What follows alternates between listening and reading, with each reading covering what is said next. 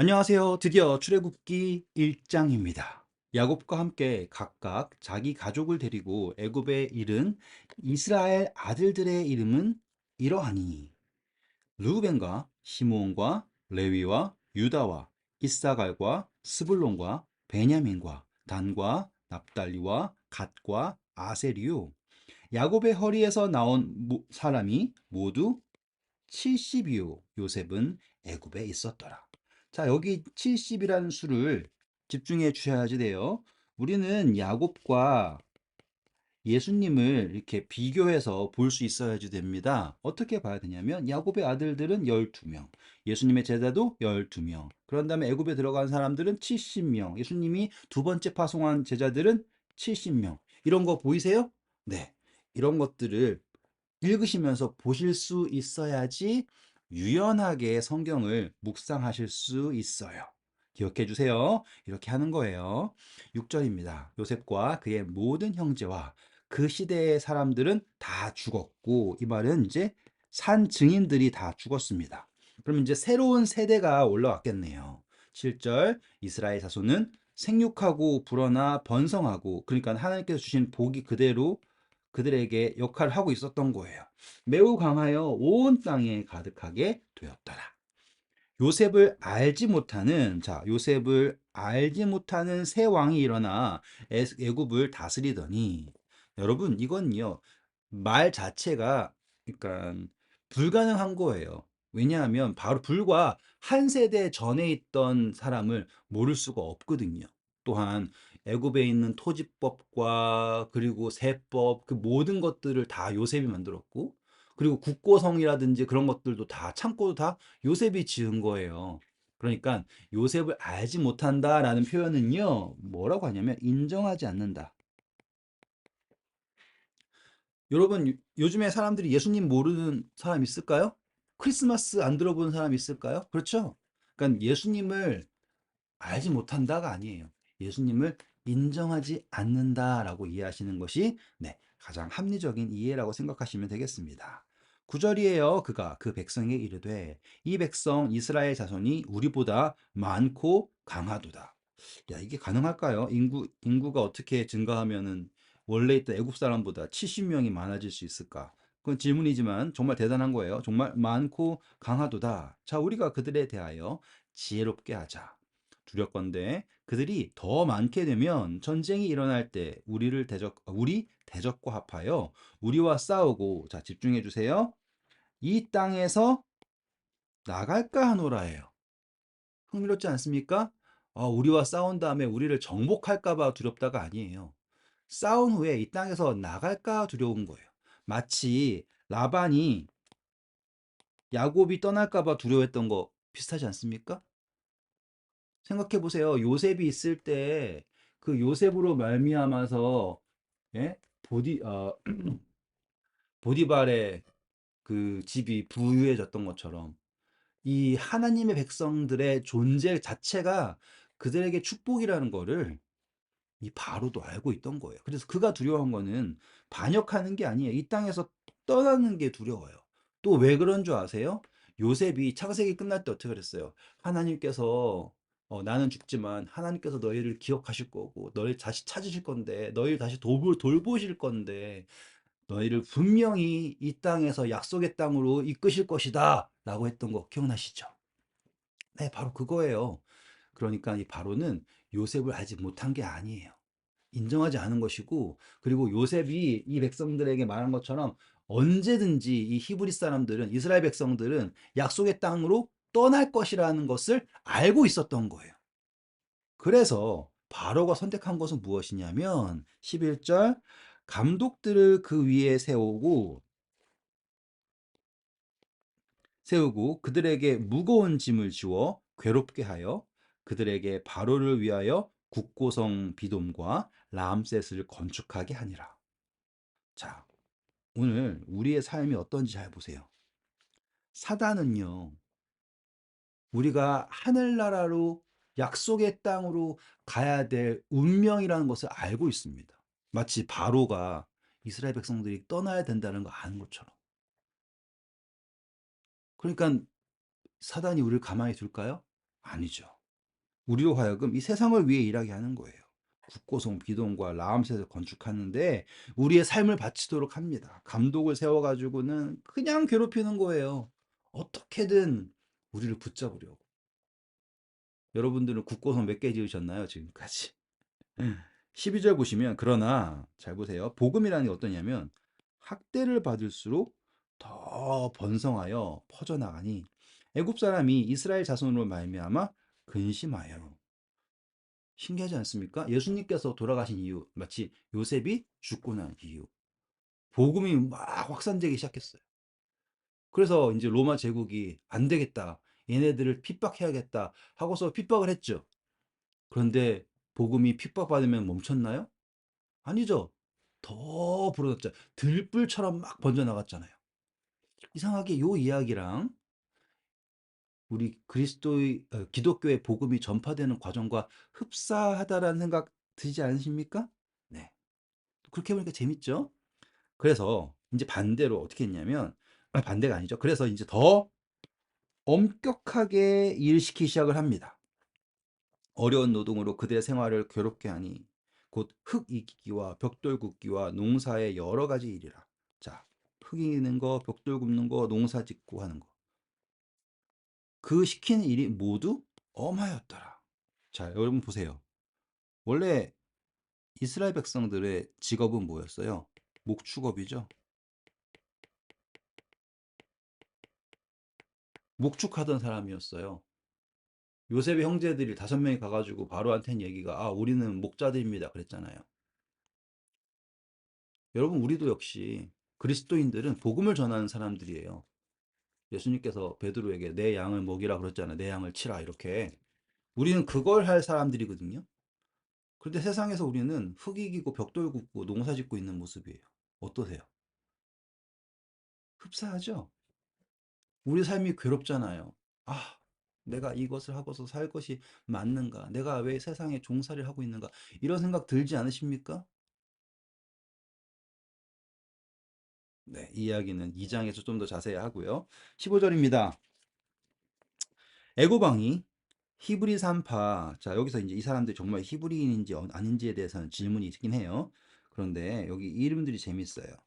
시브라와 시브라라 하는 사람과 부아라 하는 사람들에게 말하여 이르되, 자, 시브라라는 사람과 부아의 이름의 뜻은 제가 좀 더 이따가 설명해 드릴게요.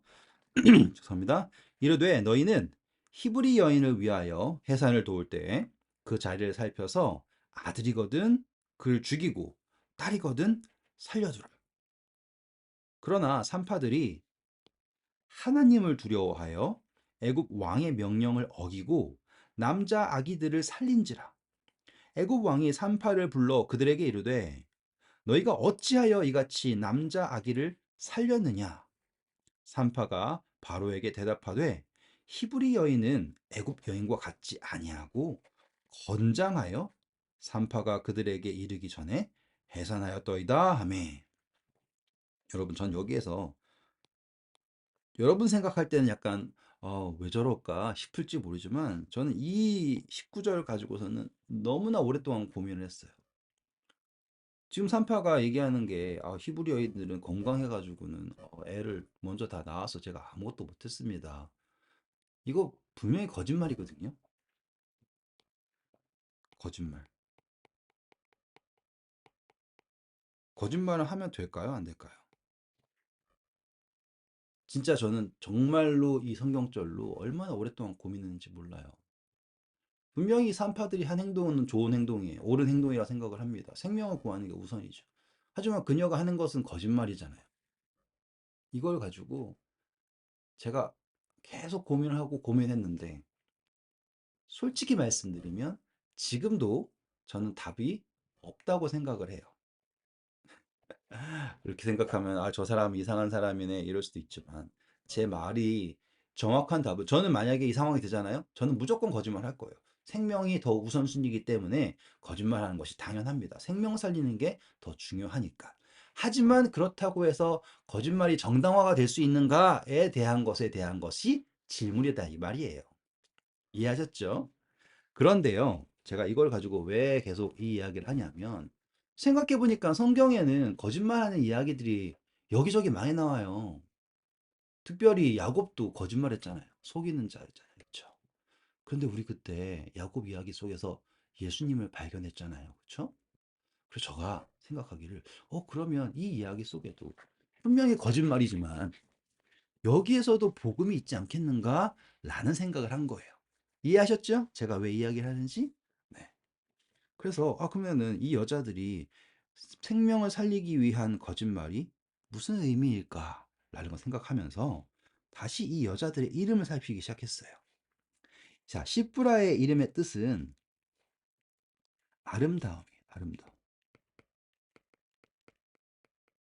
그리고 부하라는 사람의 이름의 뜻은 빛나게 하는 약간 빛나게 하는 것이라고 하면 돼요. 빛나게 하는 사람, 뭐 빛나다 이렇게 해도 되고요. 이게 이제 히브리 말이 애매해요. 어떻게 해석하느냐에 따라서. 그래가지고 이제 전 이 이름 가지고서는 이제 지지고 볶고했죠. 시프라는 아름다움이고 부하는 빛나는 건데 뭐 어쩌고저쩌고 하다가 어느 날 이 부하라는 의미의 뜻에 그 발음의 뜻을 좀 더 따라가 봤어요. 그랬더니 부하라라고 하는 의미가 뭐냐면 전파한다, 퍼트린다, 퍼트린다, 전파한다로 바꿀게요. 전파한다라는 의미가 있다고요. 넓게 한다, 전파한다, 흩다 이런 의미가 있는 거예요. 그랬더니 제 머릿속에서 갑자기 반짝반짝하면서 어떤 성경적이 떠올랐냐면 그러니까 제가 지금 성경을 어떻게 읽는지를 보여드리려고 하는 거예요. 갑자기 로마서 10장 15절에 있는 말씀이 떠오른 거예요. 아름답도다 복음을 전파하는 자의 발걸음이요 라고 한 성경절이 딱 떠오르면서 이게 제 마음속에서 살아나기 시작을 하는 거예요. 그냥 그전에는 십부라고 그냥 부하였는데 해석이 도저히 안 되다가 그 부하라는 이름 이면에 전파한다는 의미가 있다라는 것을 봤을 때 그렇잖아요. 빛난다라는 게 약간 빛을 전파하는 것과 비슷하지 않습니까? 그 이면에 있다라는 걸 알게 되었을 때 이야 이거구나라는 생각이 든 거예요. 그래서 보니까 분명히 애굽의 왕은 뭘 원하냐면 자기의 뜻에 맞지 않은 사람들은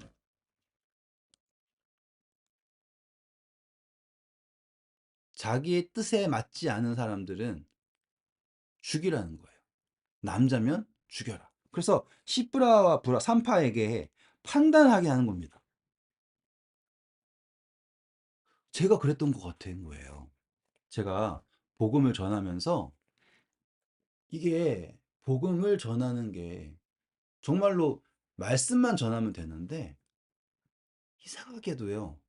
제가 속한 그 교단의 교리가 아니면 제가 사람들을 죽이고 다니고 있더라고요. 저는 몰랐어요. 제가 선교사로서 그렇게 오랫동안 활동을 하면서 저는 제가 복음을 전파한다고 생명을 낳는다라고 생각하고 있었는데 아니었어요. 저는 바로의 말을 듣는 사람이었더라고요.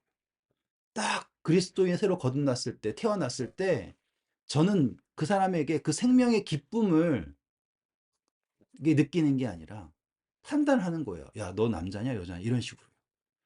그리고서는 저도 모르게 제가 아는 것과 다를 때 그 사람들에게, 당신이 믿는 믿음은 틀렸다. 그건 잘못된 거다.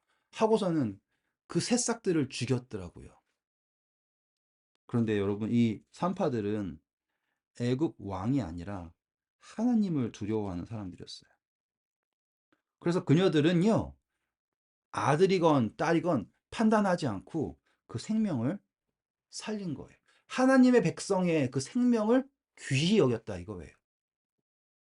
애국 왕의 명령을 듣는 것이 아니라 하나님의 그 생명을 귀히 여겼다.